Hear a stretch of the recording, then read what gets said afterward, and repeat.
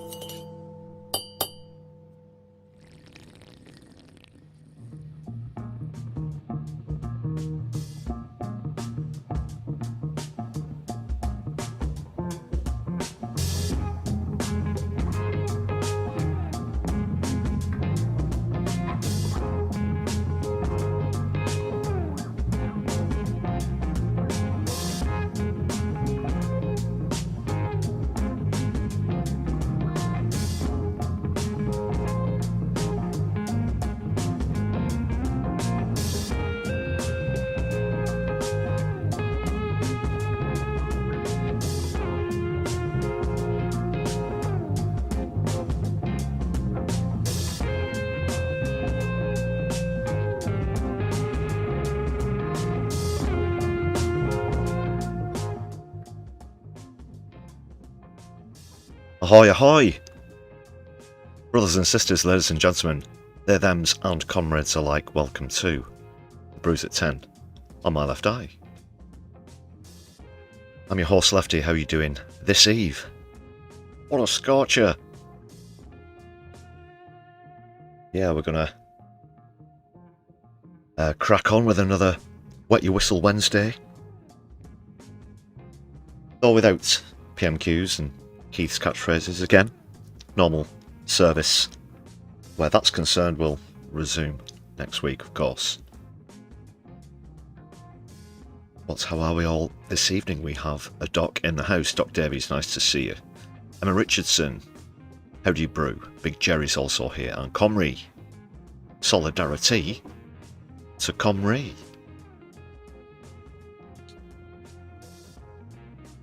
And to all our friends in Wales, Scotland, Ireland, both Northern and Republic,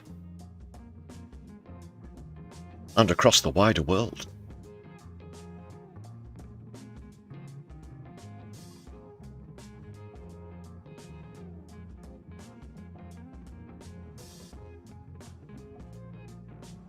And much love to you too, Comrie. Thanks for that in the chats. And Graham Turner's just joined us as well, just jumping in. And rock, yeah! Very warm welcome to all.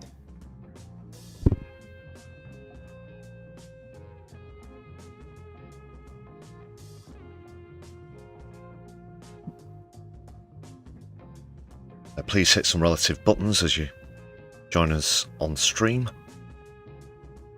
Thumbs up. Even if you're watching back later on, please hit thumbs up.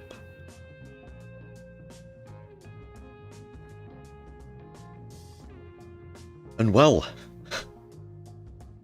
I was last with you live on Monday.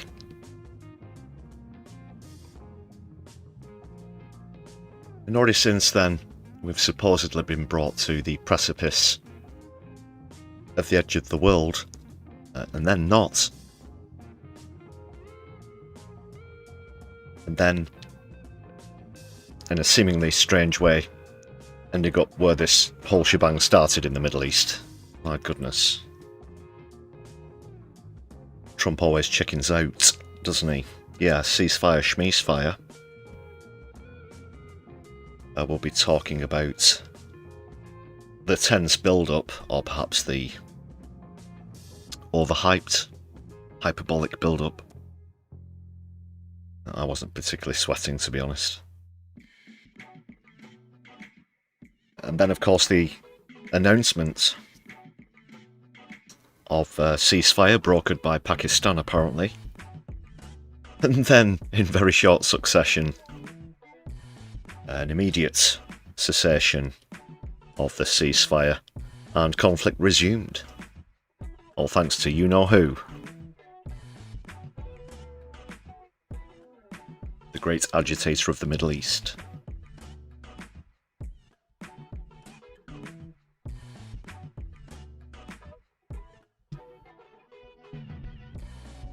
So more on that, plus UK politics. I'm not sure what we'll kick off with this evening. I think might start on UK and then go to world, or vice versa, who knows, in these crazy times.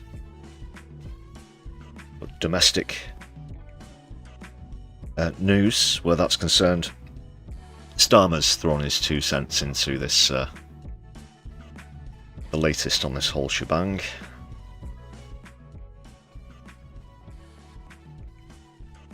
I got a fresh poll as well. There's a new YouGov one out, and it's semi-monumental, I guess. I think it's the first YouGov poll that's also featured your party and refresh, renew, restore, whatever they're called, renewable, the renewable party, the recycled, reform, plc.co.uk/recycled Tories, recycled again through reform. That's a heck of a URL. I don't think they can get that one into a catchy jingle. Anyway, we'll take a look at that poll. There's been a couple of controversial posts as well. One concerning Have I Got News For You, BBC. Long-running so-called political satire. People still, what is it still going? Do people still watch that? Is it still a thing? However, thrown into the spotlight this week, as well as the Workers' Party of Britain as well. So we'll have a look at those.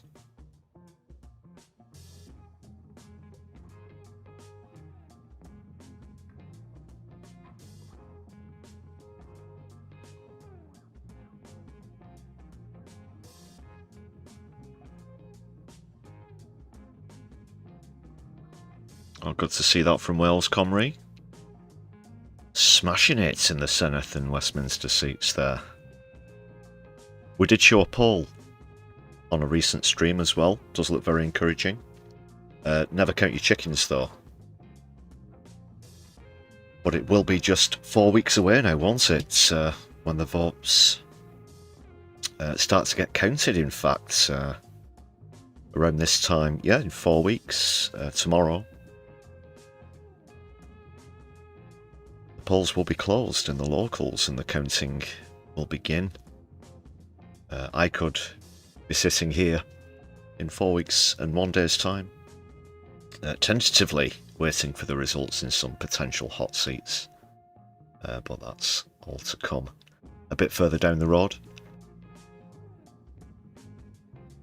That's most of the staple of tonight's show as well, who knows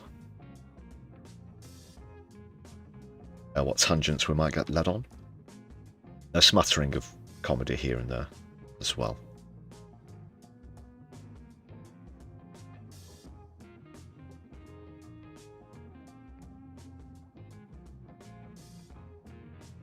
Nina Sadie, great to see you in chat. Also, fantastic to see you celebrating 12 months, a full year of continuous standard membership at Solidari-Tea. it's been great to have you for those 12 months, and that does actually marvellously segue us into a first, a debut on the Brews at 10, in fact on any live stream on My Left Eye. May I present... I can't get my words out tonight, I need a sip of tea, I think. Have to do this properly because it's a very monumental moment. I'm certain that in years to come, this very sentence even will be used in as a snippet in a highlights reel of the channel, and all of the various accolades that come with it. But no, seriously people, because we do seriously appreciate your support on the channel. We were delighted once again on the last stream to dip over the 250 mark. You can see at the top of your screens there, 251. We went beneath it for a short time, but now we're back over and have sustained since the last live stream. Thank you very much to everybody who's renewed your memberships. So what does this mean? Well, it means two things. First of all, you're about to see, in fact, I'll set it going immediately, the debut of not the members list, but the members scroll. Yes. Now that we've reached the targets, did promise you this months ago, I believe, a couple of times since. So these are the 251 members now, as you can see, in a good old credit style bottom to top rolling scroll. Apologies for people with longer names, didn't have time to compress them down, but we will, or someone will, won't they, Phil? Or no one else is here. Someone will next time.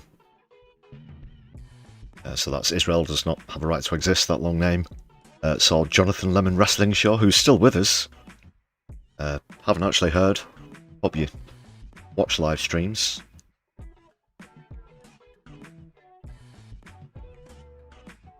One of the more interesting usernames, but we do appreciate everybody.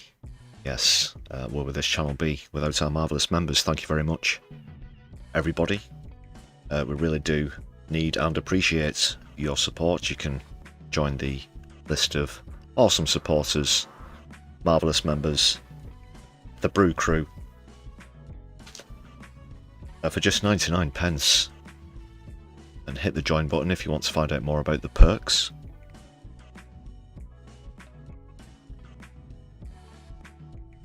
Also, on this very stream, Super Chat is open. If you have any pertinent questions or points, pop them into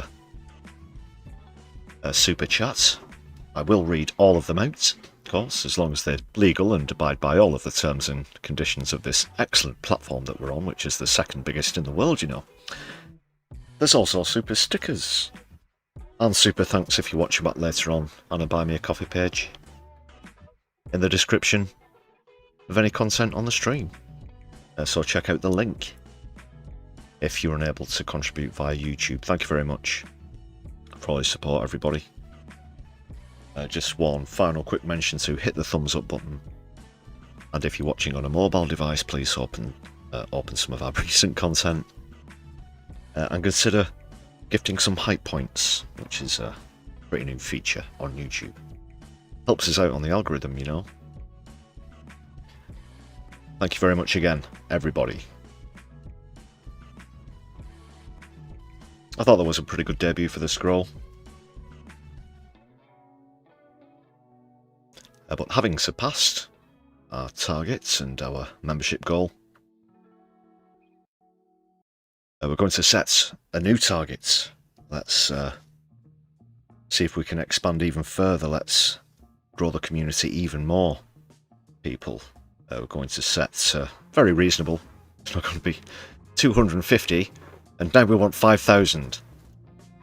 5,000 would be lovely, but being realistic in terms of rate of growth, let's set the new target hereby officially as 350. Philip, do the honours, please. Excellent work. Excellent.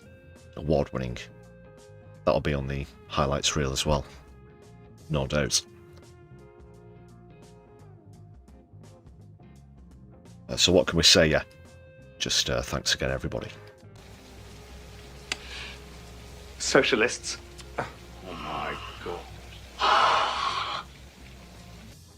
Can you dig it? Can you dig it? Can you dig it?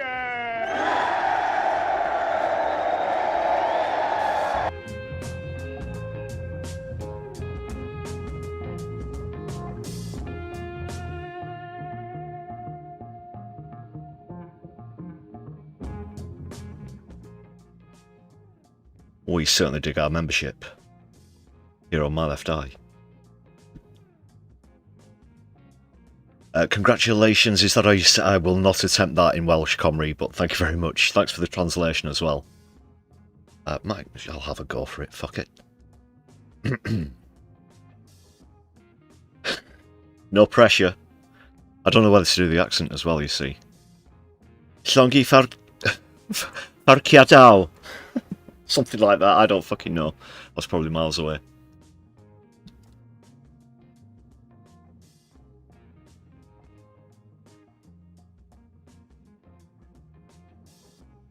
I know I got this right at the start. Okay. Apologies if I've insulted your native tongue.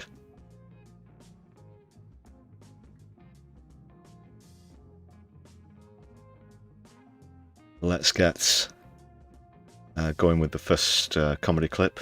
Well, it might be the only official proper comedy clip. We'll see.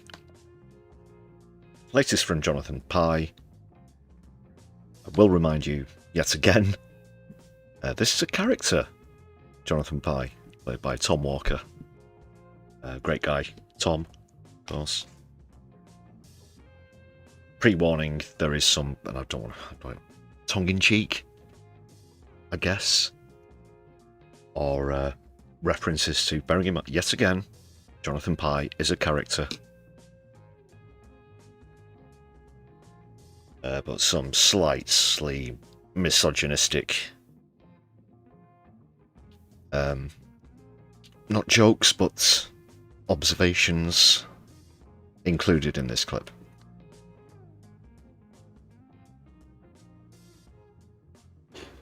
I'm getting it enunciated to me in the chat now. Free Welsh lessons with every live stream. It's quality streaming its value.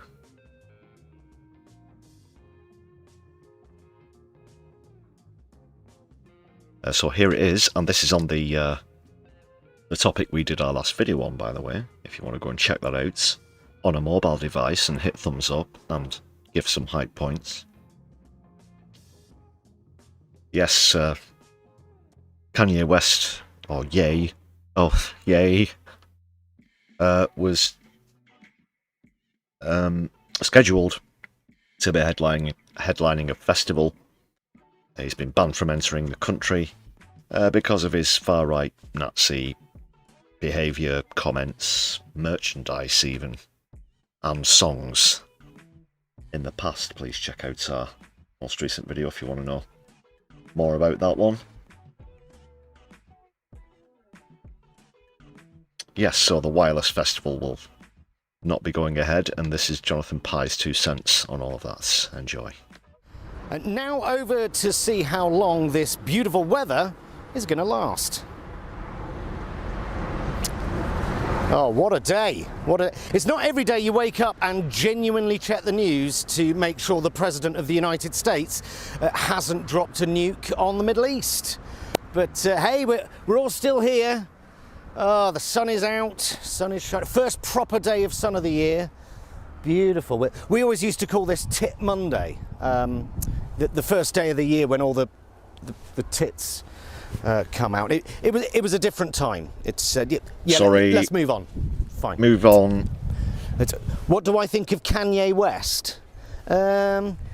I'm more of a Coldplay man myself. The last time I bought rap music was Ice Ice Baby. You know, stop, collaborate and listen. Ice is back with a brand new invention.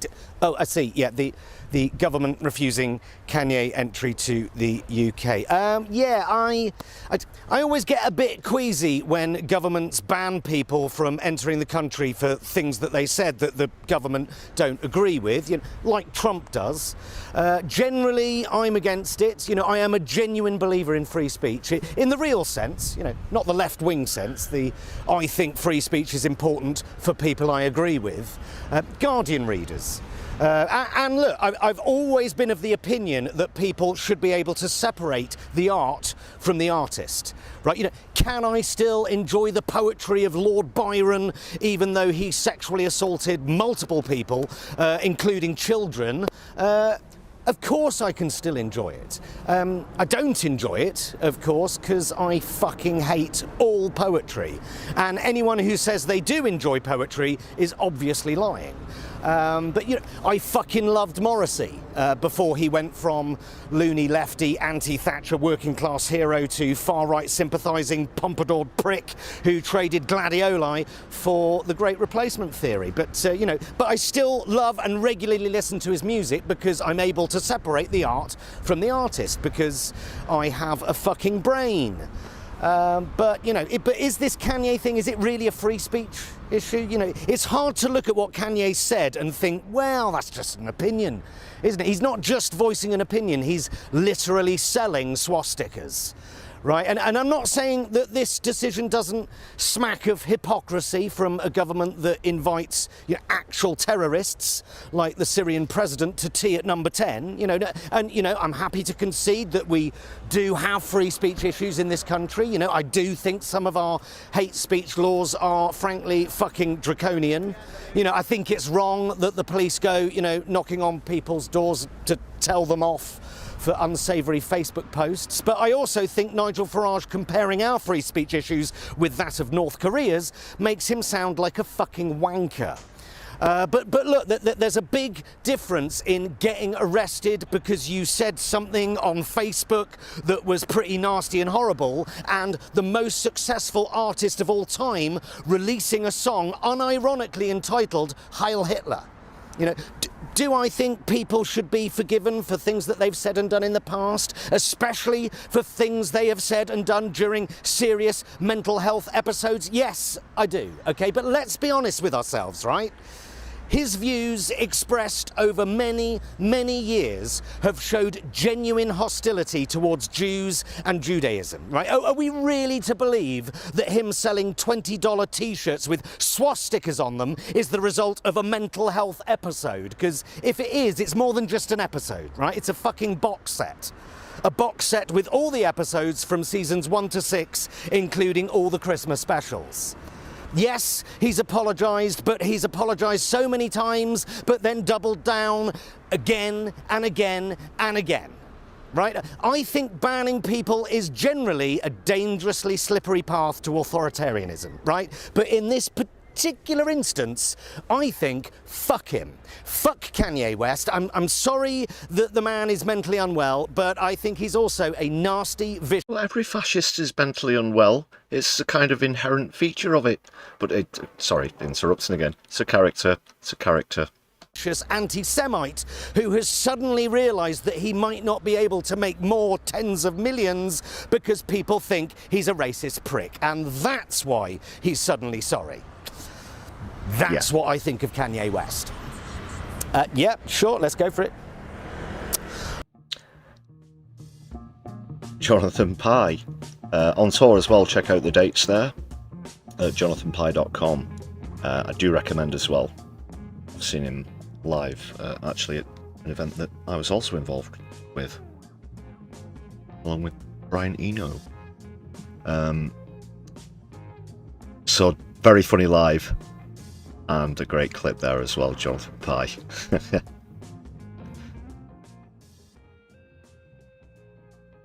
Do agree, we've all got our red lines, you know, got our principles.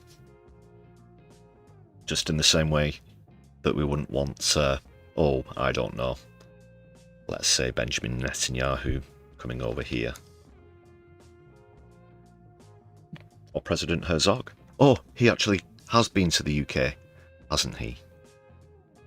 And he's just as much of a fascist as Kanye West.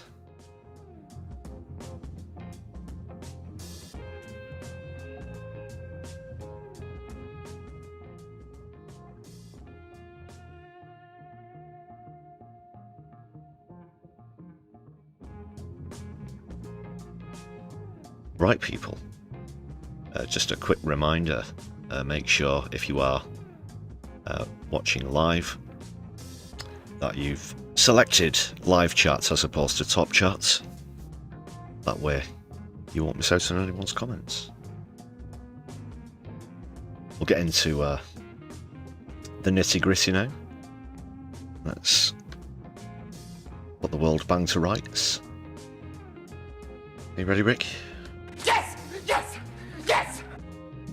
Okay.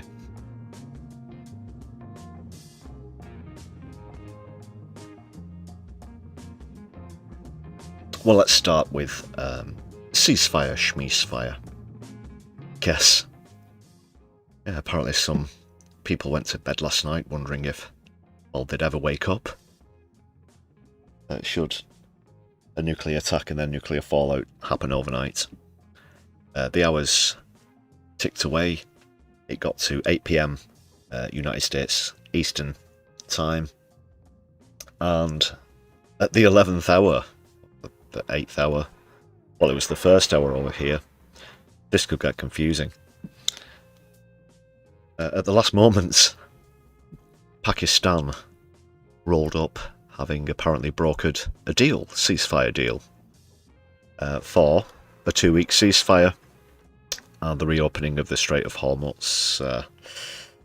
There were certain terms and conditions, of course, but apparently both parties agreed.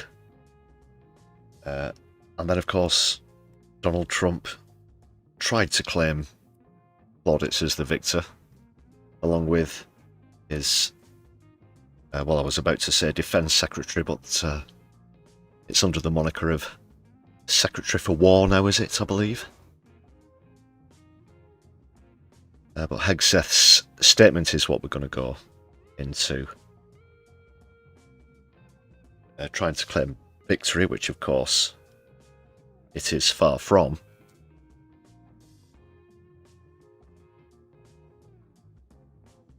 And thanks to Israel, the ceasefire itself lasted barely nanoseconds.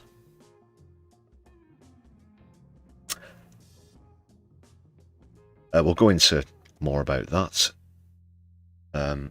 So there was no real ceasefire for a start. That's all you really need to know before going into the analysis of Hegseth's statement from earlier today. Let's take a look at the Trump / MAGA / Pete Hegseth side of things before we go back to reality.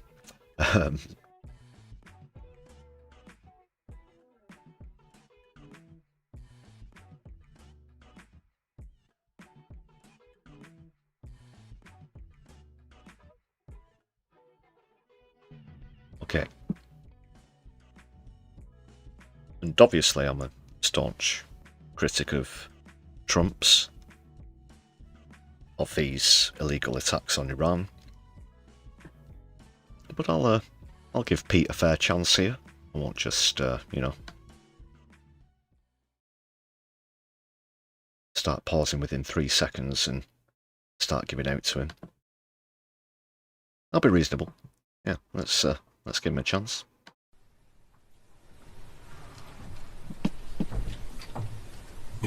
Oh, come on, get start. We've not got all freaking nights. Bloody hell. Get on the stage, man. Tosser.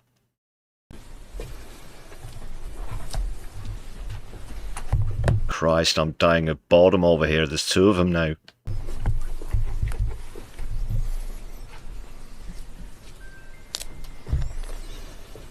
I've got all pissing day. Iran has been a threat to the United States and the free world for 47 years. Chants of death to America, targeting our people, killing Americans, lying and blackmailing their way toward a nuclear weapon. So they... Well, where to start with that? Yes, how dare they defend their country from your illegal attacks?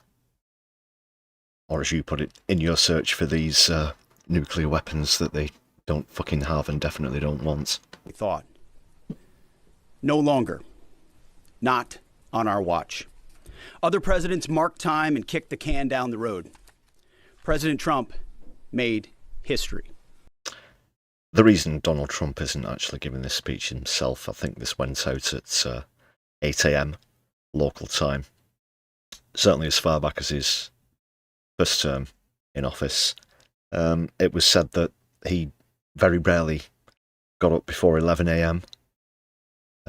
So that's why we've got HIGNFY here delivering this speech. From the strike that took out Qasem Soleimani, to tearing up the disastrous Obama-Iran deal, to the precision campaign that obliterated Iran's nuclear sites in Operation Midnight Hammer, to the decisive military victory we just achieved in Operation Clearly already thinks this is a victory speech. Has shown the courage and resolve of this commander-in-chief. President Trump forged this moment. Iran begged for this ceasefire, and we all know it. Bullshit. Begged? No. I seem to recall Donald Trump begging on Truth Social to get the Strait of Hormuz reopened, and then made these threats to wipe out the entire civilization, some 90 million people as well, which would of course be a war crime. Doesn't sound to me like it was Iran who were losing the cool and begging for this to be over. That they're actually making a lot more money out of it, and of course seeing the effect it's having on the US economy as well as the US military as well would be somewhat satisfactory for Iran, I'd imagine. So no. The only reason this deal was brokered is I think that Pakistan were genuinely worried that Donald Trump and this arsehole might be stupid enough to launch a nuclear attack against Iran. And that's about it. It wasn't Iran going cap in hand. Pull the other one, Pete. As the President Truth this morning, a big day for world peace. Iran wants it to happen. They've had enough.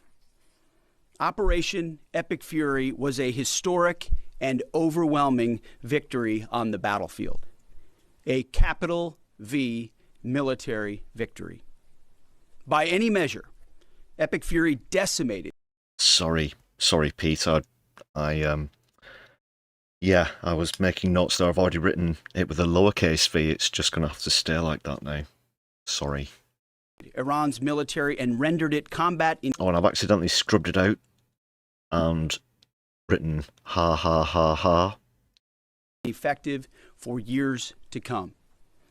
You see, in less than 40 days, one of our combatant commands, Central Command, CENTCOM, using less than 10% of America's total combat power, dismantled one of the world's largest militaries. The world's leading state sponsor of terrorism proved utterly incapable of defending itself, its people, or its territory. Do you think that we've forgotten? God, just days ago, they had a botched operation that they had to try and cover up as a rescue mission, which wasn't a rescue mission because still, 3-4 days later now?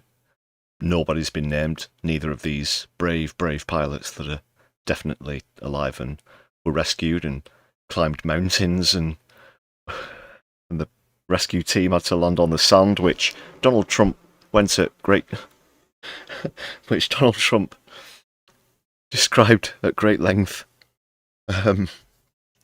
in his live address. Where are these great warriors, these great heroes, these elusive gods of military service that you've been telling us about? Can you not at least give us some names? I think all that we managed to catch out of Trump's speech was gender. He said he in one sentence, which is very foreboding, avoiding using pronouns. Very telling. And also officer, although he might have got the rank mixed up, but one male officer is all we've been told about this pair of rescuees. Yeah. This is the sum of your accomplishments, is it, Mr. Hegser? Certainly hasn't been any regime changes, they put it, for obvious reasons, either. They certainly haven't rendered any of the so-called nuclear material that they were trying to get their hands on. Not a single gram of it out of supposedly several tons of it. Not 1 gram. So you've not come back home with much. In fact, you've come back with a lot less than you set out with in terms of military hardware.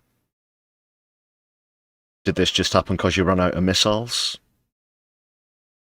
We untied just a fraction of our strength, and Iran suffered a devastating military defeat. Together with our Israeli partners, America's military achieved every single objective, on plan, on schedule, exactly as laid out from day one.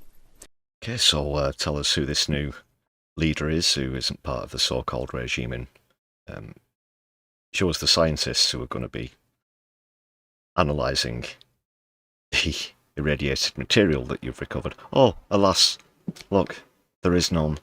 Iran's Navy None. is at the bottom of the sea, whether it's the Soleimani class, their frigate class, their prized... Your reputation's at the bottom of the sea. Submarines, mine layers, sunk. Iran's Air Force has been wiped out. Has it?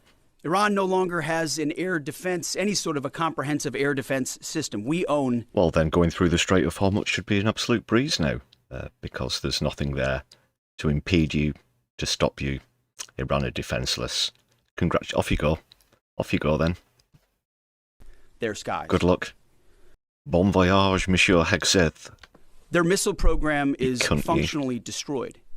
Launchers, production facilities, and existing stockpiles depleted and decimated.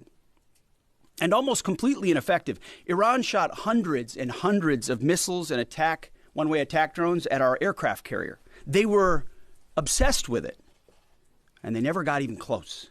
Every single one of those shots easily shot down miles and miles away from the Abe Lincoln. They were blowing ammo into Fantasyland.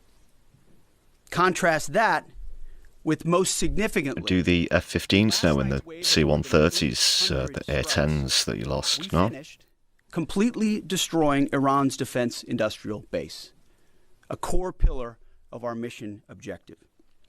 What little they have left buried in bunkers is all they will have. They can still shoot, we know that. Their command and control is so decimated they can't really talk and coordinate, so they still may shoot here and there, but that would be very, very unwise. But they can no longer build missiles, build rockets, build launchers, or build UAVs. Their factories have been razed to the ground, set back. They're beating you with fucking Lego videos, dude. Lego videos. In historic fashion. You see, had Iran refused our terms, the next targets would have been their power plants, their bridges, and oil and energy. Those are war crimes. You don't go... Well, you do. But you're not really supposed to, even as a diplomat or whatever. You're supposed to go on TV and reinforce your intention to commit war crimes by attacking power plants, i.e. civilian infrastructure. It's very clearly stated in the Geneva Convention. Pricus Maximus here isn't aware of that. Infrastructure targets they could not defend. It would be Phallus Maximus, of course. And could not realistically rebuild. It would have taken them decades, and we were locked and loaded. They couldn't defend against it. President Trump had the power to cripple Iran's entire economy in minutes. But he chose mercy. Or is that Greek? He spared those targets because Iran accepted the ceasefire under overwhelming pressure. The new Iranian regime understood that a deal was far better than the fate that awaited them. No, he probably wanted to fucking throw himself at the feet of Pakistan for putting forward the proposal, really, because as the hours tick by, I genuinely thought what was going to happen was he would just extend the deadline, like he's done every time. He said, I'll give you 48 hours, however many days. This is at least the third iteration, but this time with a sort of, oh, we're really, really serious now. We're talking about wiping out your civilization, who love us, by the way, and have been trying to overthrow the government and welcome us in. In fact, Trump even went so far as to say that people in Iran get worried when the bombs stop because they think it means that America are no longer coming to liberate them, but they are. Yeah, he said that.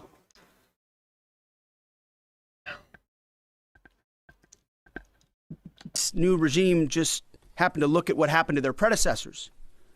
Their top leadership was systematically eliminated. The previous Iranian supreme leader, dead. The Supreme National Security Council secretary. We murder foreign heads of state at will. We attack civilian infrastructure. Look, fucking hell. Dead. The Supreme Leader Office Advisor, dead. The Supreme Leader Military Office Chief, dead. The Defense Minister, no longer he's with confessing, not gloating. He doesn't the realise it, IRGC of course. Commander, dead. The Armed Forces General Staff Commander, dead. The Intelligence Minister, dead. The IRGC Navy Commander, no longer here. Fucking hell, instead of Keith's catchphrases, I should have done a running count of how many times he congratulates himself and the president for committing a fucking war crime. We'd be in the double figures by now, I think.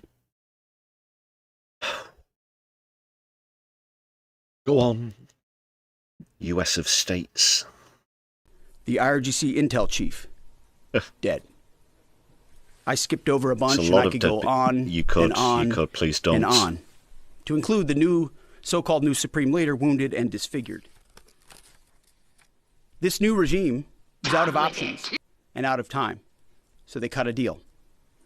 They know this agreement means that they will never, ever... Pakistan cut the deal. Pakistan came up with a deal. They went to both of you at the same time and went, how about this? And both said yes. ...ever possess a nuclear weapon. They Under never the will terms, because they never any wanted nuclear to material make they one. should have... And if they did make one, then what right do you have to tell them not to, having so many as you do? I'm not encouraging the development of nuclear weapons so much as pointing out the hypocrisy, of course, from the country who've been stockpiling them since the 1940s. ...will be removed. Any material, they should not have, will be removed. Right now, their dust is deeply buried and watched 24/7 overhead. The president has been clear from the beginning, there will be no Iranian nuclear weapons. Period. Full stop. Other presidents said it. President Trump did it. Operation Epic Fury. Less than 6 weeks, clear mission, decisive Fury. action, overwhelming firepower, America first, a historic battlefield victory. For decades, Iran killed Americans with roadside bombs in Iraq, using cowardly proxies to do their dirty work while they hid safely in Tehran. They struck our embassies with car bombs and attacked from the shadows, never daring to face us toe-to-toe. They thought they could bleed America with impunity. Still not face them toe-to-toe. Most of the offences have been of the aerial variety. At the moment, you've not sent troops in on the ground. That's what toe-to-toe would be. Hand-to-hand. Mano-a-mano. That's not happened. Bloody hell. Well, They just learned the hard way what happens when you try to fight us directly. And not fought directly. even when they got fucking lucky, hell. one time in 40 days, and down 2 of our pilots, they couldn't hold them. In a daring 14-hour rescue operation, 7 hours in daylight and 7 hours of night. Oh, don't, because Trump was stood exactly where he was.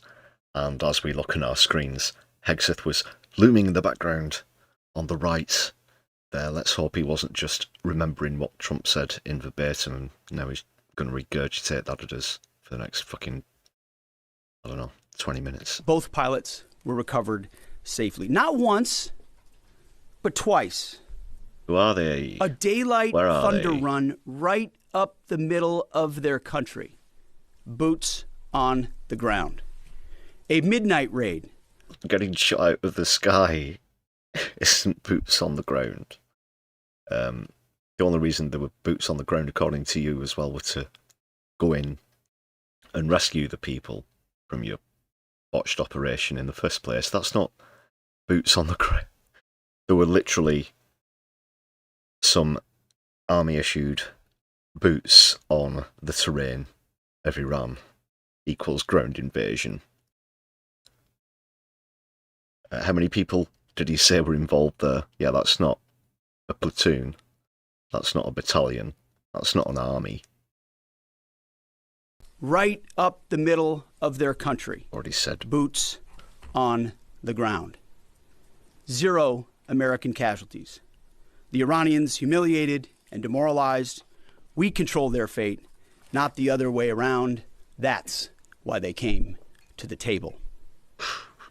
Iran's defeat is America's retribution for every American lost to Iranian terror, especially those brave troops killed by Iranian-made... Christ, this makes the fucking Kim dynasty look like the absolute fucking truth-tellers and seers in terms of state propaganda. You'd give fucking Goebbels a run for his money with this shite. Fuck me. This is poor. This is lame. Really is. What is this fucking toilet? roadside bombs in Iraq that my generation knows so well, and for the suffering their regime has inflicted around the world. Now we have a chance at real peace and a real deal. The War Department, for now, has Just literally take your phone out of your pocket right now, Peter, and Google Israel attack Lebanon, up latest today.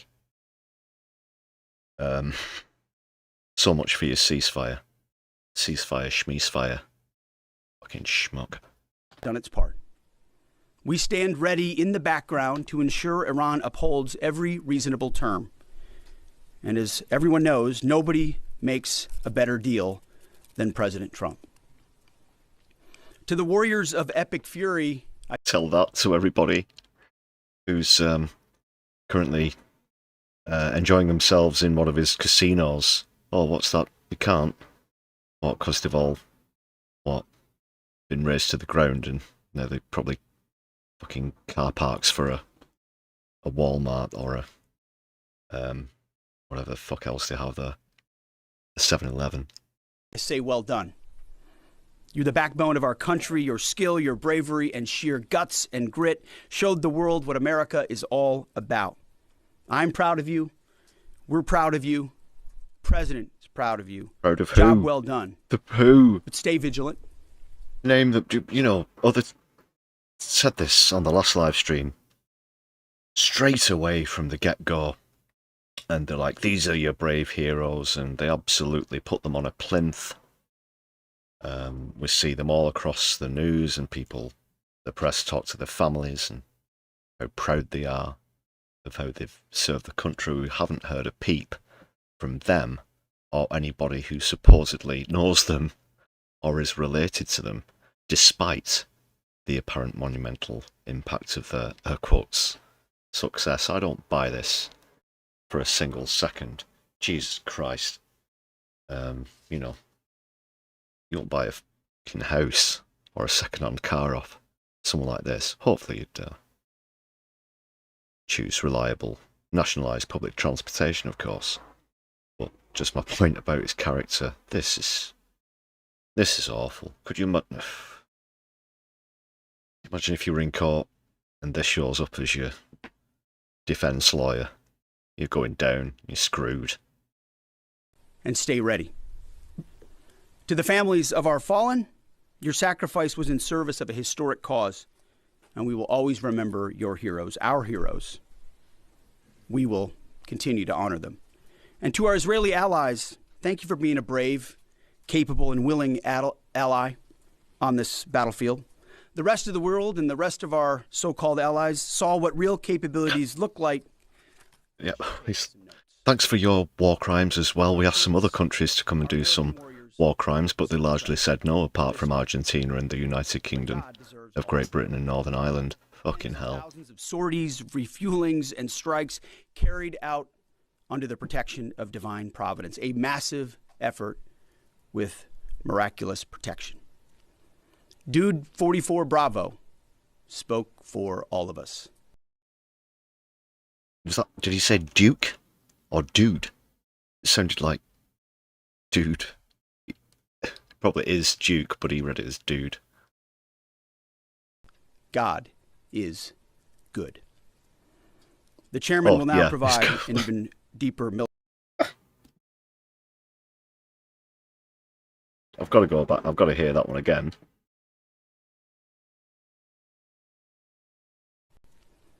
Dude 44 Bravo. He said dude. He said dude 44 Bravo. Spoke for all of us. God Who's that? is good. Sorry, it was as though he was quoting Bible scripture there, but I don't know, that sounds like a social media handle. Dude, who is that? Who? The chairman will now provide an even deeper military detail on the historic success of Operation Epic Fury. Mr. Chairman. Thank you, Mr. Secretary, and good morning, ladies and gentlemen. Thanks for being here. Sorry, I might have totally missed something there. Please let me know in the chat, but I don't know the name he was referring to there.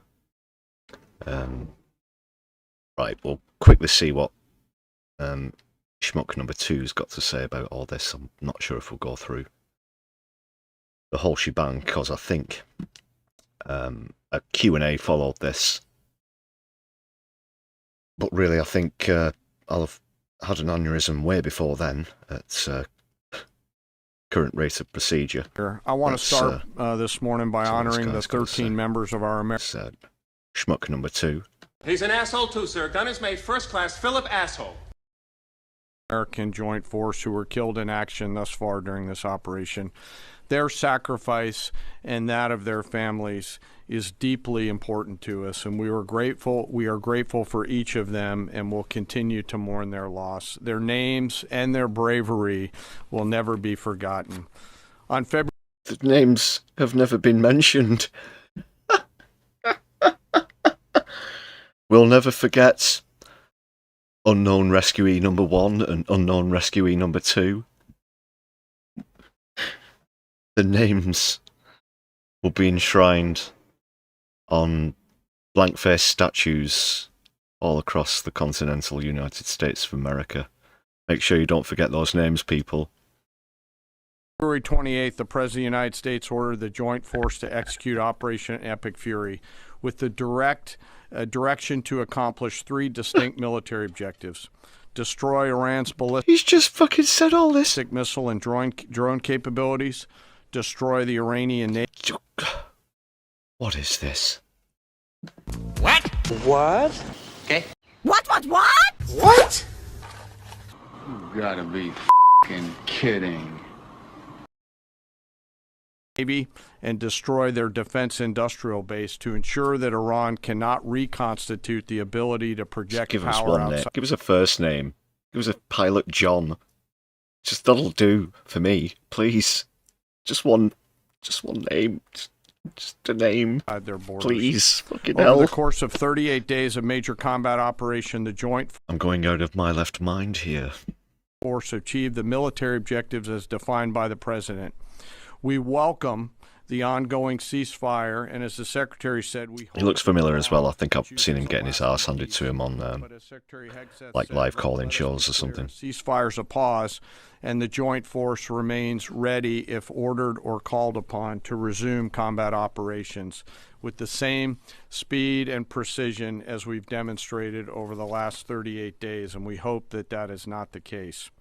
I want to congratulate and thank the leadership today at U.S. Central Command, including the Commander Admiral Brad Cooper, the Deputy Commander Lieutenant General Kevin Leahy, the Senior Enlisted Leader Fleet Master Chief Compton. These are all the higher-ups. And every one of the component commanders, senior enlisted leaders, and especially the staff down at U.S. Central Command, who does not get called out for any of the credit, but grinds 24/7. He's going to go right the way down to the guy who changes the fucking condom machine in the staff toilets before mentioning either of the names of the rescuees, isn't he?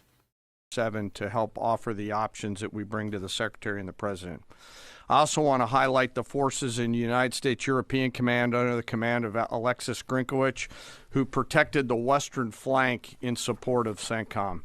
And I want to thank our partners across the intelligence community. Our ability to see and understand what an adversary is doing help us to be as decisive as we must be on the battlefield. And that includes DIA, NSA, NGA, the CIA, and the National Reconnaissance and DGAF, get on with it, fucking hell. Office, and others. I want to thank the other combatant commands who have thus far contributed along the way to U.S. Central Command. This includes TRANSCOM, STRATCOM, SPACECOM, SOCOM, and CyberCom, all of whom poured all in support of CENTCOM's efforts. And I want to thank list number 4 or 5. As the Secretary did, our Gulf partners who fought alongside. I would like to thank my former fucking golf caddy, my 4 sisters and their husbands, and the 18 children that they have between them, who I will now list before I get anywhere close to naming the fucking 2 hero pilots who definitely got rescued in a mission that definitely happened the way that they said. Each and every one of us every day. From the Kingdom of Saudi Arabia, the UAE, Bahrain, Qatar, Kuwait, and Jordan, all who joined us together to defend and protect our people and our assets. How much more? Right, I'm skipping. This guy's no. Thanks, we'll let you know. Christ. Torture. Is this what they play to people in fucking Guantanamo? And soul of who we are as a joint force, who we are as Americans. Selfless sacrifice in service of others. From the backseater. Like,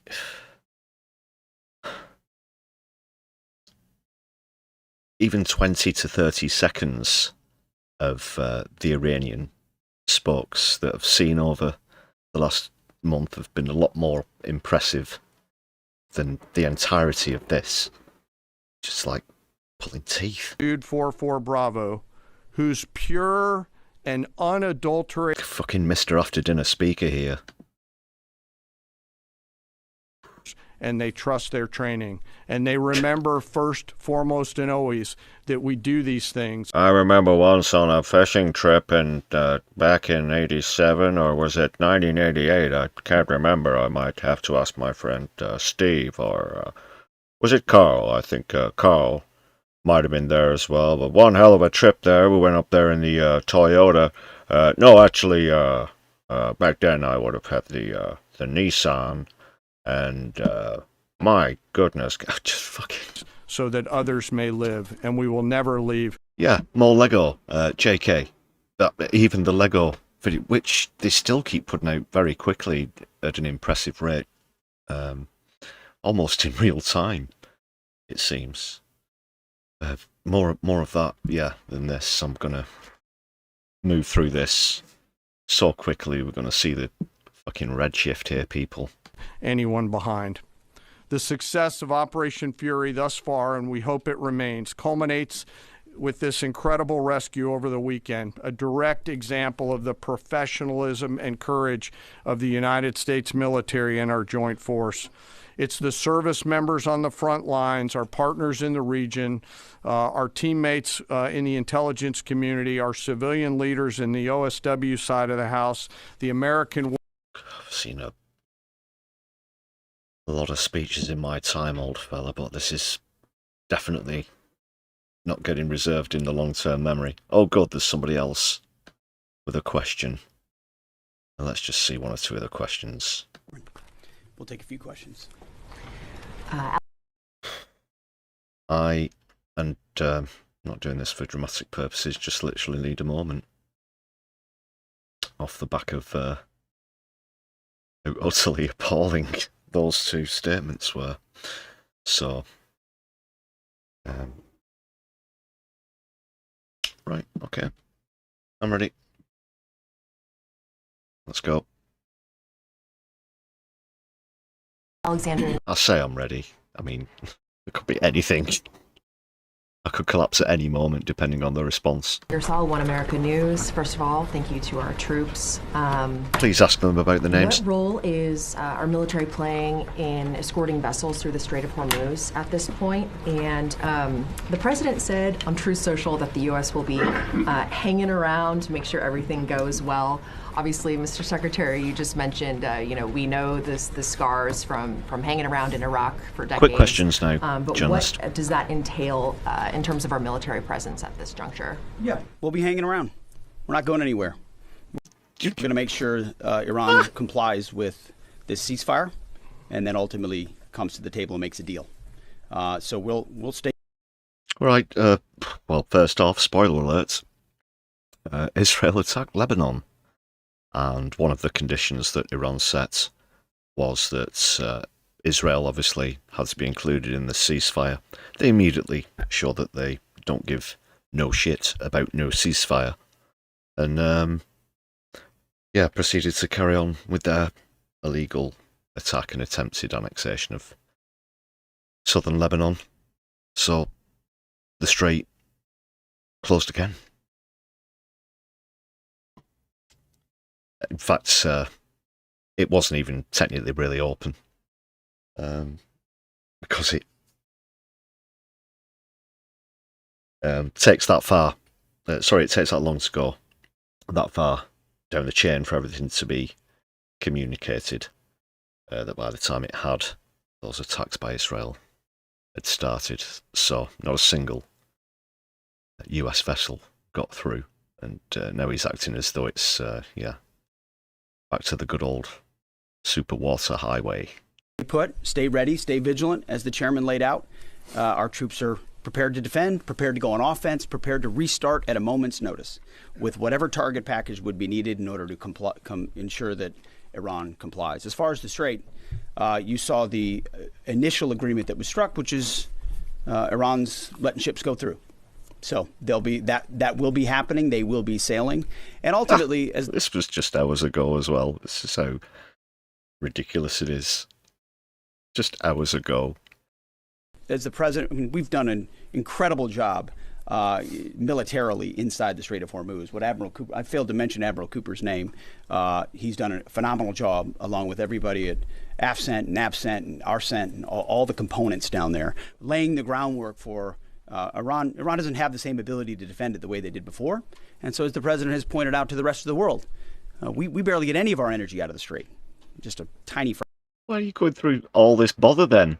It's time for the rest of the world to step up and ensure that that stays open after President Trump and the War Department. I do need dirty work for you. Right, I've had about as much as I can handle of this Brill Cream prick. Pete Hegseth, everybody. He's an asshole, sir.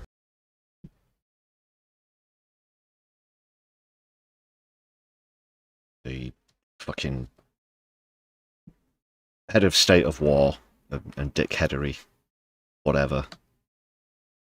That was hard. That was difficult. Fucking hell. That's where we're at. That's the truth. You've got to take the truth head on.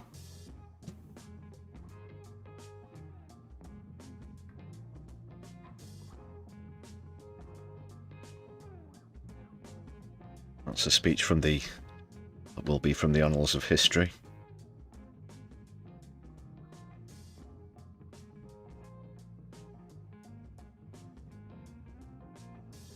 Hit thumbs up if you're just joining us on stream, people. Just to reaffirm those facts about Israel's attacks on Lebanon today.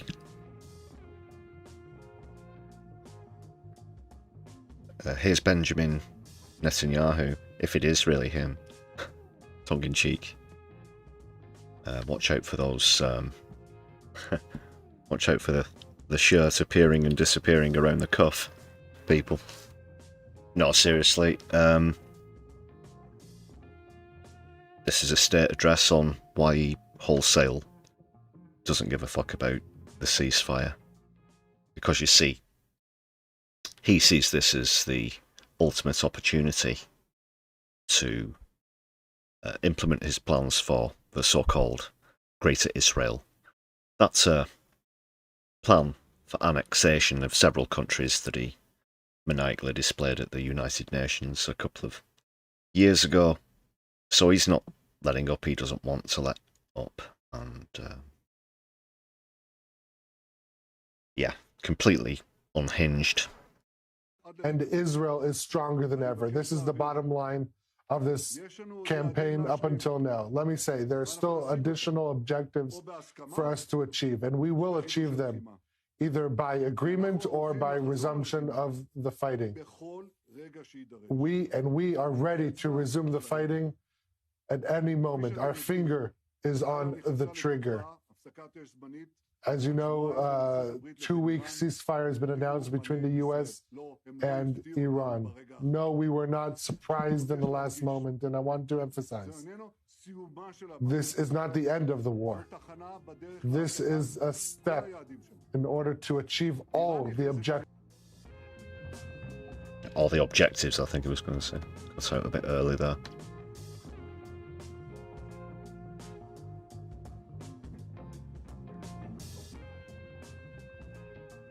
Here are some of the scenes from Lebanon. This is just from a short piece on from Channel 4 News.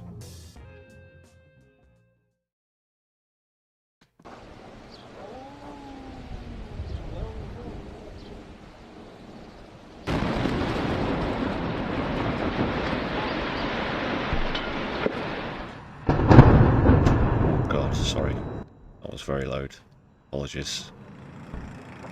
This doesn't look like a ceasefire to me. Don't know about you people. Yeah, look at all the smoke coming from that ceasefire over there.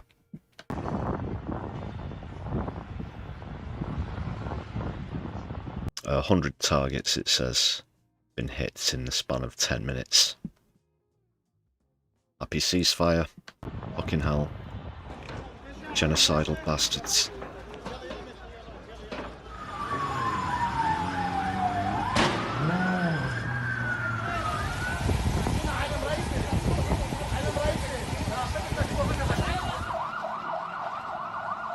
Just that part there. Israel said the ceasefire doesn't include Lebanon. No, stating no legal reasons. Why? Just because they say so, as always.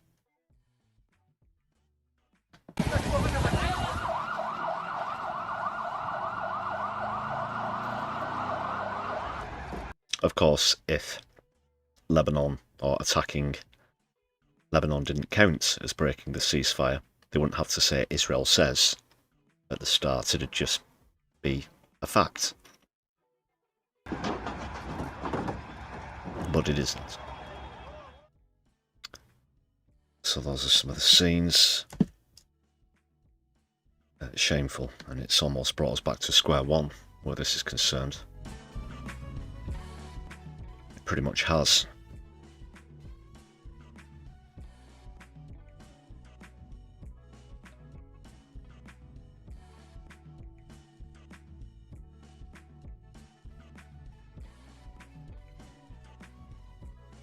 It's also worth stating that I won't be surprised if this whole deal that was brokered by Pakistan was actually a device used by the United States of America. It was of their creation. Said, oh, you know, if we make this threat, we need you to make it look as though you've brokered this deal. Otherwise, Donald Trump's going to be left with his tiny dick blowing in the wind when the countdown hits 0. And obviously, doesn't have anything planned. There's not going to be a nuclear attack or whatever. So please, please, please, rescue us with this this brokerage, and we'll something for you. You heard it here first. Unless you work in the US Embassy, possibly. Right. Allegedly.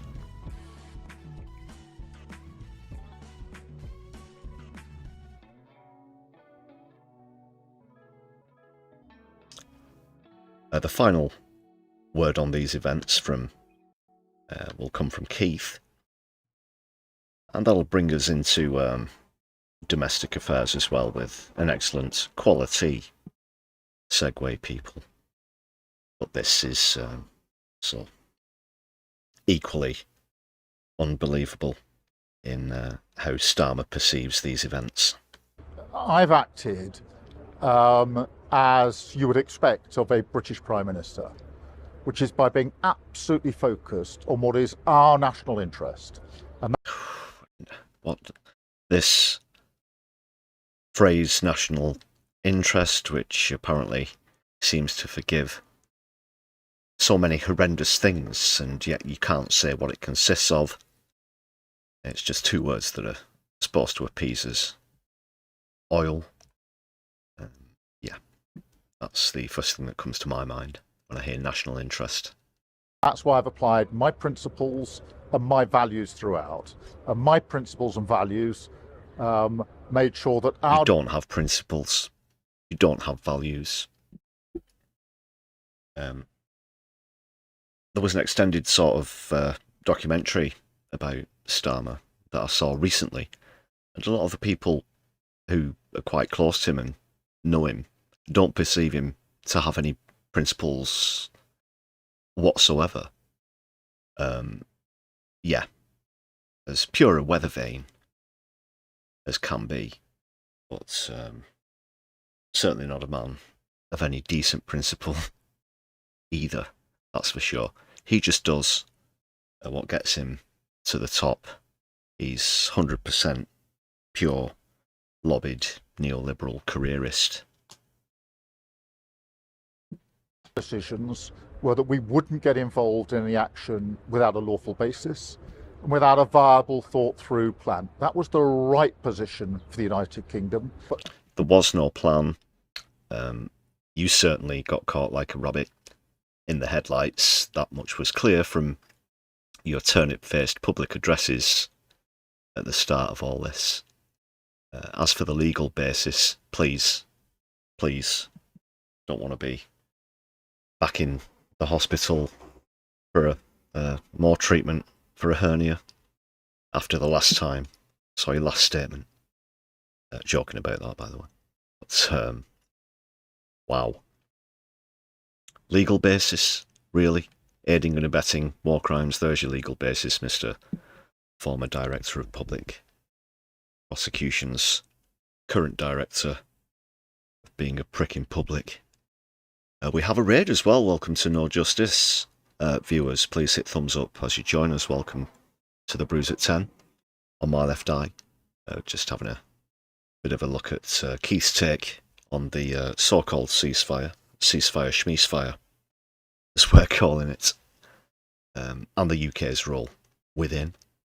the principles of not getting dragged into this war, principles of always saying the UK will act only on a lawful basis and only if there's a viable long-term plan.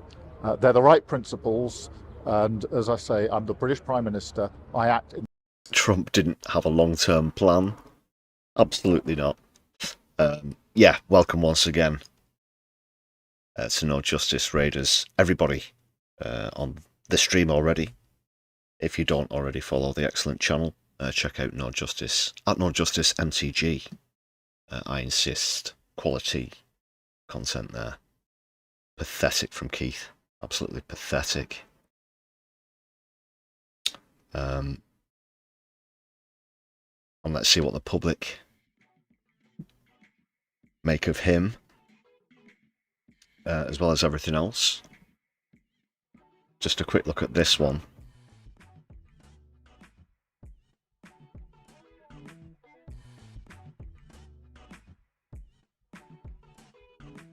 See some familiar names amongst the raiders as well. Very warm welcome to you all. Solidari-Tea.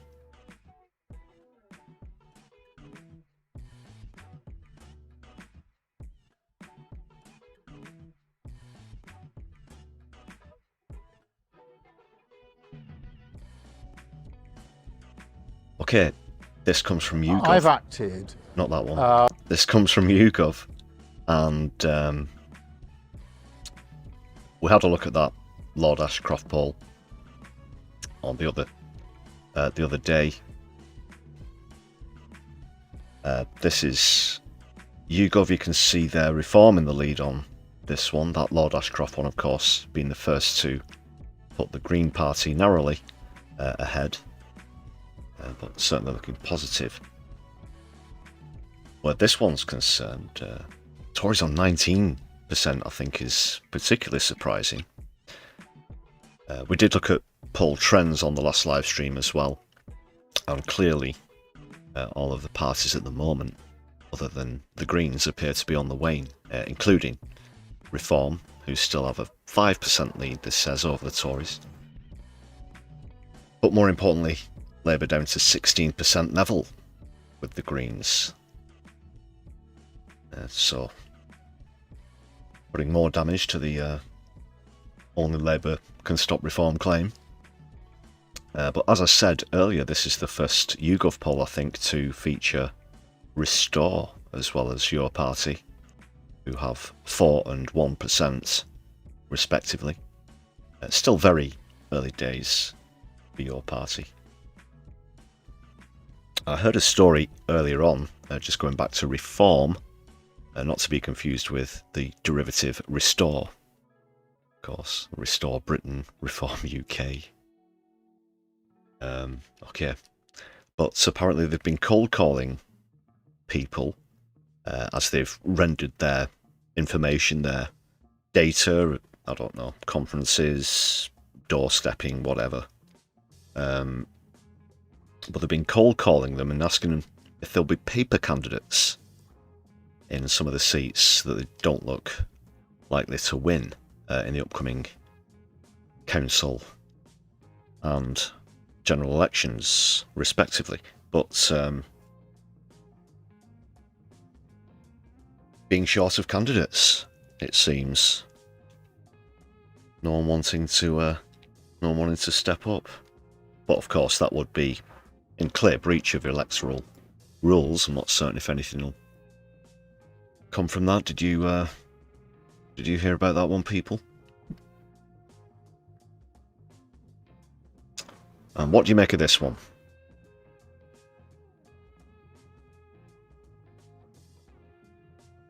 I'm not too sure about the accuracy. I mean, the sample size, 2,320. It's not huge. It's not the lowest. It's certainly not as low as some of the Find Out Now polls that we've seen over recent months.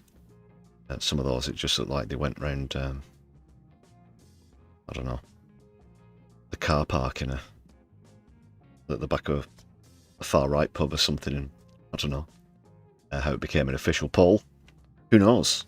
Maybe because Reform were actually the founders of Find Out Now.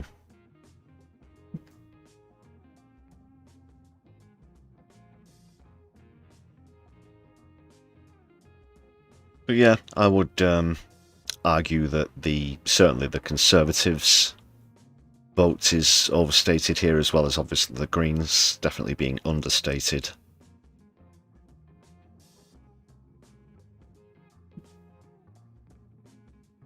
I'd put them in front of Labour at the moment.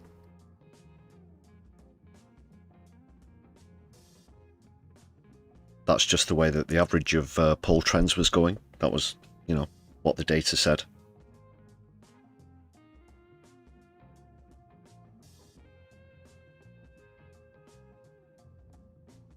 So apart from the Green Party, there were the other category that was on the rise in the trends.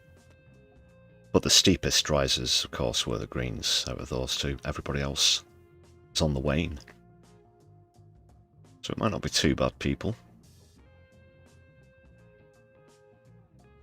If these trends continue, hey!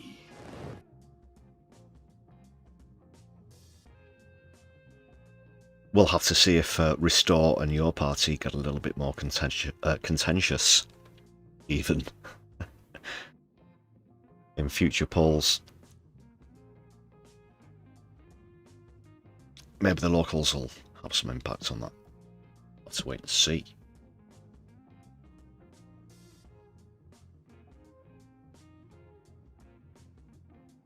But prepare yourselves, people, because there's scandal afoot, there's controversy and potential scandal afoot.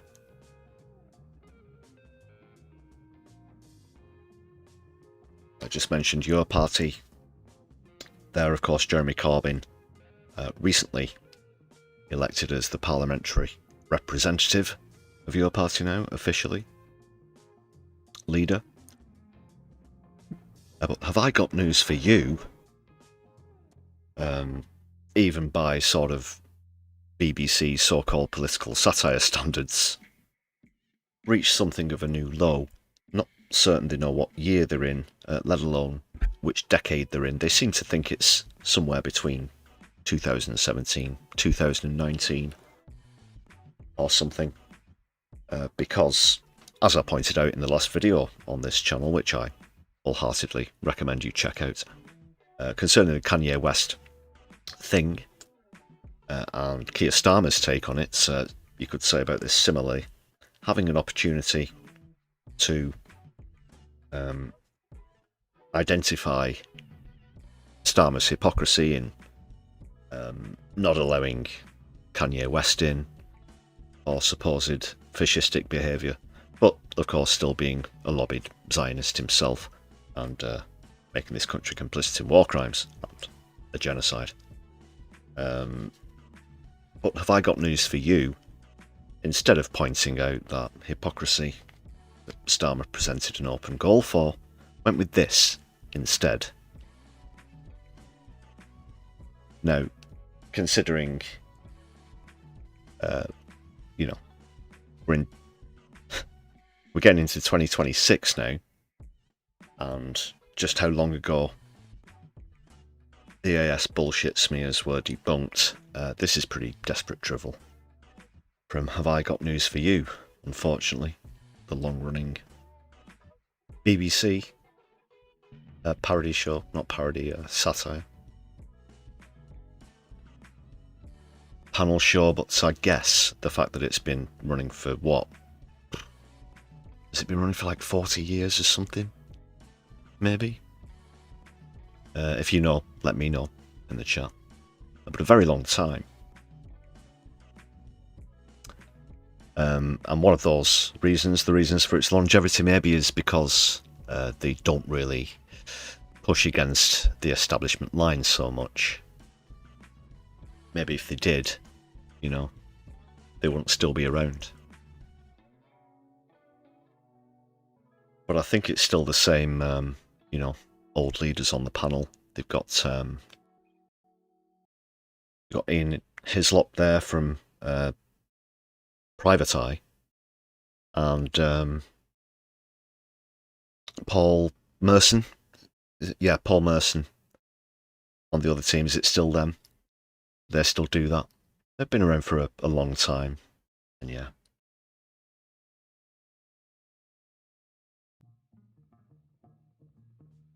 I think there's only one way that you get to stick around for so long. But Corbyn himself has thankfully responded, called it out as being disgraceful, baseless and irresponsible, and asked for them to delete it immediately.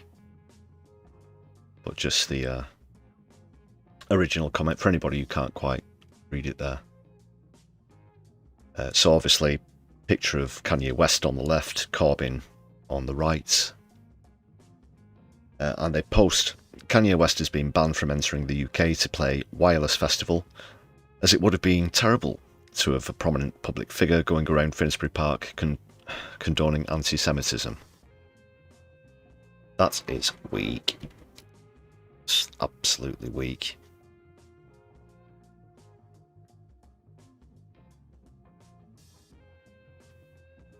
But it is the BBC, of course.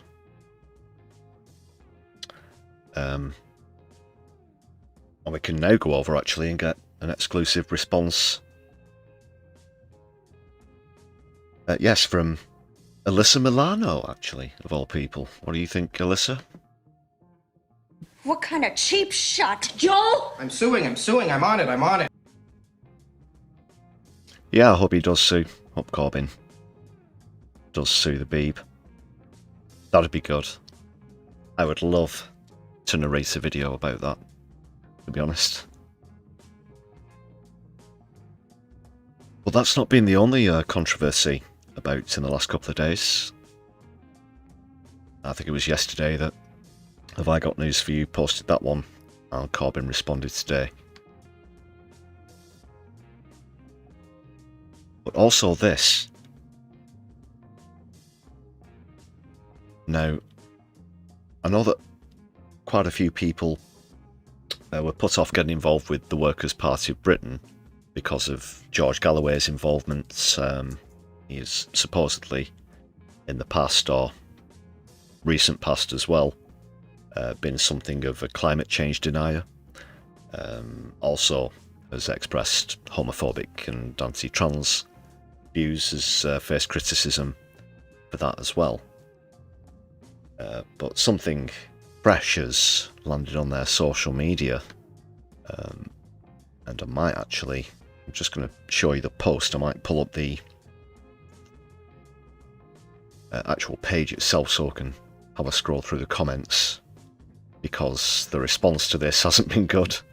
I'm not sure how they were expecting this to land. Now, Workers' Party of Britain, of course, supposedly representing the working class. It's kind of hinted in the title. They did previously have people involved, such as Andrew Feinstein, who I think's a great candidate in Holborn St Pancras.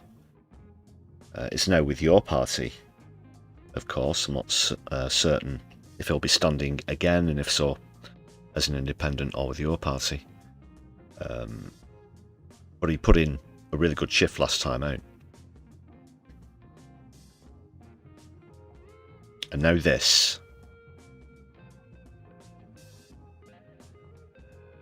It's quite unbelievable. This was, earlier today, as you can see. Go woke, you go broke, according to Workers' Party of Britain. See how far it gets you on council estates. They also add. Well, this has gone down appallingly, as you can imagine, from all members of different socialist parties, including from within. I'll get your reaction to this first, people in chat. What do they mean by this? Do they mean this literally? This can't be sarcasm, can it?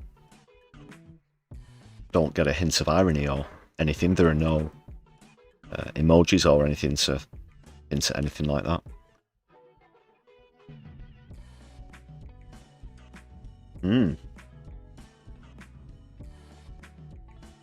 Yeah, so I'll hopefully very quickly pull up some of the responses to this.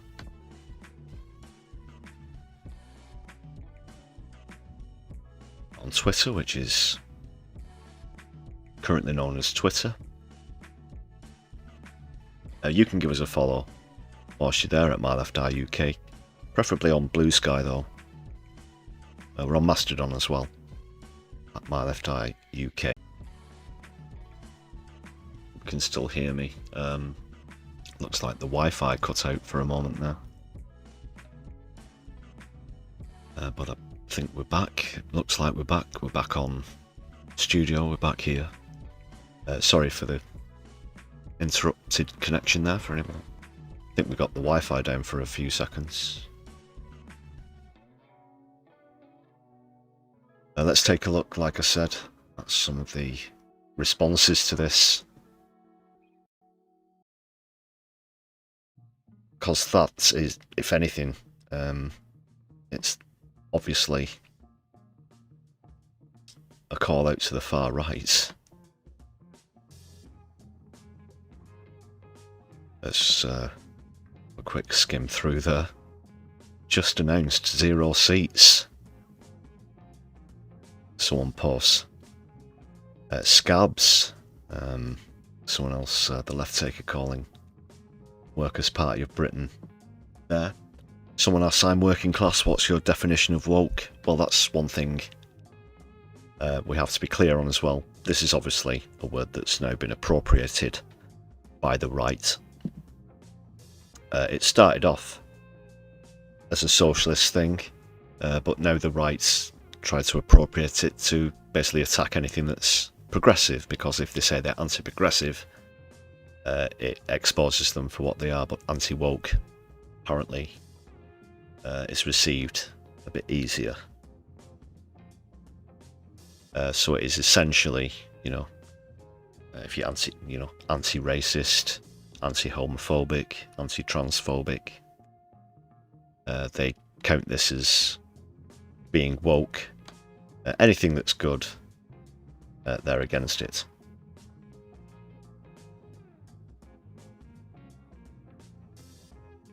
The term itself actually started off in the States as a thing in the urban areas to identify corruption within the police and racism within the police as well. Being alert, being woke to the fact that that's going on.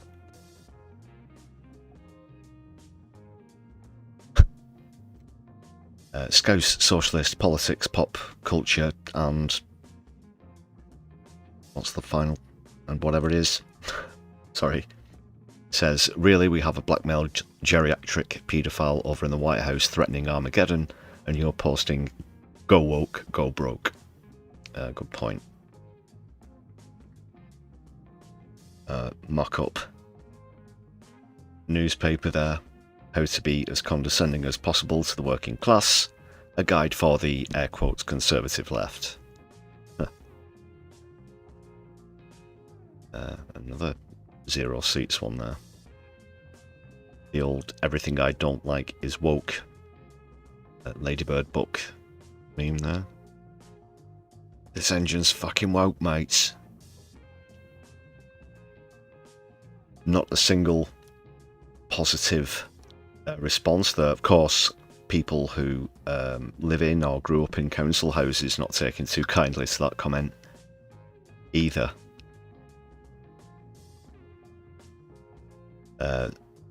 Very condescending in terms of class again there.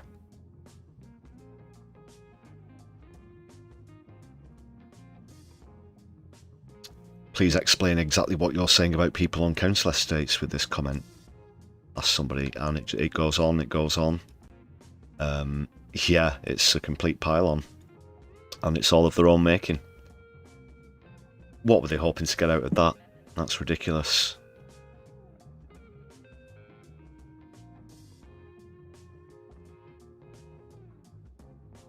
I'd imagine there'll be some consequences at the ballots over that one. Apart from a hack, you'd have to say it's pretty much, you know, they've shown the hand, cards on the table. But almost the way that Donald Trump posts on social media in the middle of the night. That's ridiculous.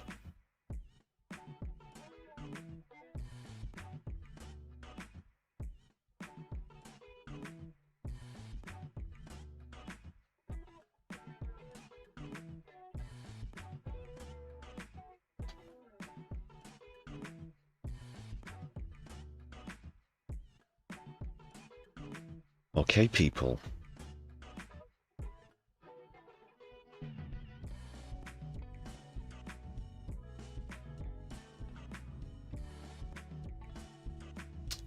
Another shout out to all the members now on the new members scroll, having reached the previous target of 250, 251. Thank you very much to everybody whose names are on the list. I saw some celebrations as well. People who've been members for a long time. That was great to see in the chat on stream. However you choose to support the channel, though, we really appreciate it, whether it's by super chat, super thanks, the Buy Me a Coffee page, all of the ways to contribute on the channel. A few simple gestures, thumbs up on content, really help, as well as hype points if you're watching on mobile device. Please gift us some hype points next time you're checking out some content.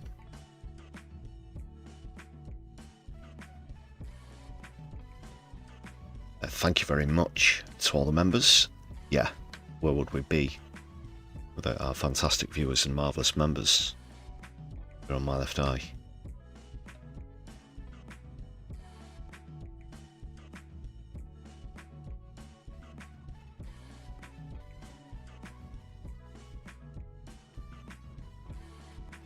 Can you dig it?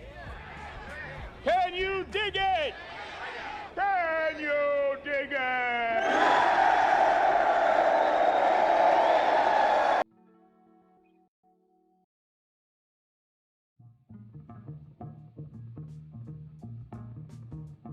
Stick around, people. Might be coming to a close here on this stream. Let's see who's around, who's ready for a raid after the end credit shenanigans. Thanks again to No Justice for raiding into this stream. A reminder to check out No Justice if you're not familiar with the channel already. I'm sure most of you are. But if you're not, really do recommend. You might recognise them from other collaborations they've done in the past and currently with Navarra Media and Zach Polanski's Bold Politics, as well as Turn Left and Kevin Logan, who we actually did a bit of a collab with, featured in the same episode, a collaboration with Andrew Luke.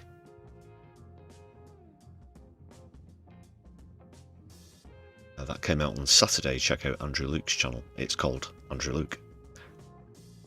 With Screen Cleaner, episode 1 of series 2. Katie Marshall's live and was in that very episode, so as fate would have it, is currently live. That's very well timed, Katie. I'll be seeing you in just a moment.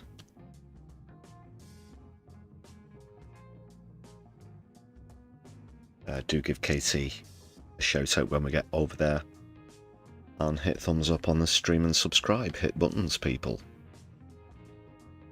I'm going to leave you with Tom Morello, who some of you might know from bands Rage Against the Machine and Audio Slave, before we go into the credits, as it were. With some very excellent and powerful words from one of his live appearances in Minneapolis recently. But as far as this stream and what I have to say is concerned, thank you very much for being here once again. I've been your humble host, Lefty. Power to the people. Free Palestine. Lebanon. Lebanon again. Sudan. And Yemen. Don't watch the news, be the news, don't let the bastards grind you down. My left eye, be seeing you soon, good night.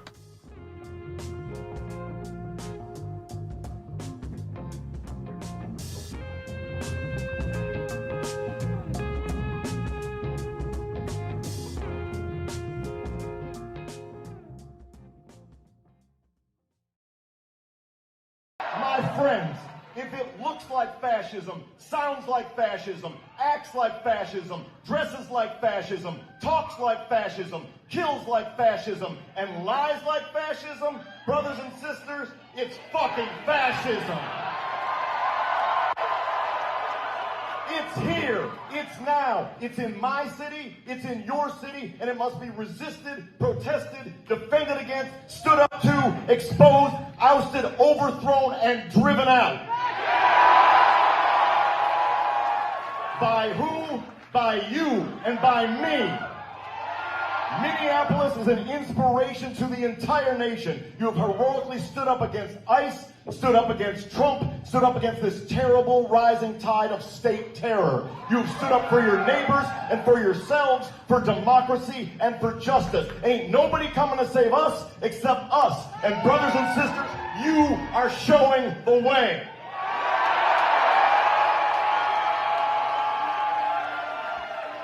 To that end, we would like to begin our program with an old Native American war chant. We encourage you to sing along. In this very room, Prince created a revolution. Now it's our turn.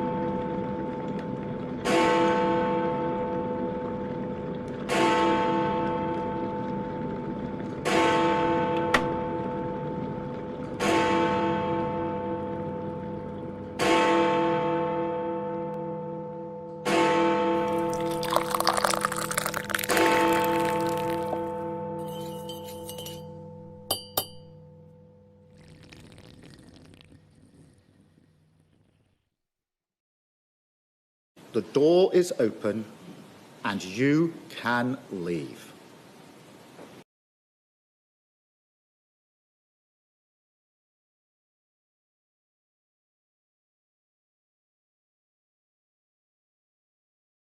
What Hitler and Goering did, and it is textbook.